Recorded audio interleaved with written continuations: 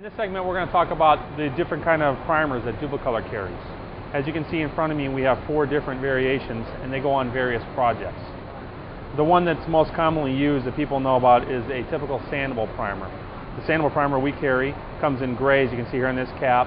We also have a red oxide, a white, and a black primer. The gray and the white would be used for more traditionally for a lighter color, whereas the red oxide or the black would be used for a dark color that's going to go over it. When using these, you want to make sure, first of all, your surface is pretty smooth already, and then you're going to go ahead and put these on. A surface is nice and clean and smooth, and you'd put this on there. It's going to fill any kind of small imperfections, but for anything larger, you're going to move up to something like a filler primer.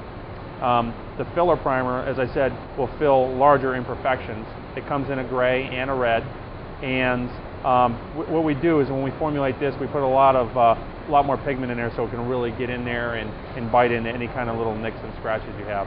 Still, you want your surface to be pretty much smooth and clean when you get it, but this will help you out for anything that's a little deeper and maybe a little older or pitted. Moving on to the primer sealer.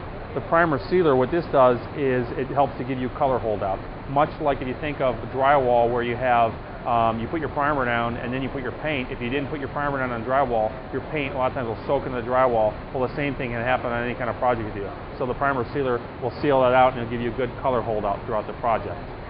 We also have, in addition to that, a self-etching primer. The self-etching primer gives you a maximum corrosion resistance. It really bites or etches into the project you're using. You can use it on aluminum, stainless steel, fiberglass, any kind of project really, and it'll really help give you that maximum corrosion resistance. Especially if you had a rusted project, you're going to get that rust off of there, and then you want to hit it with that where there's any bare spots.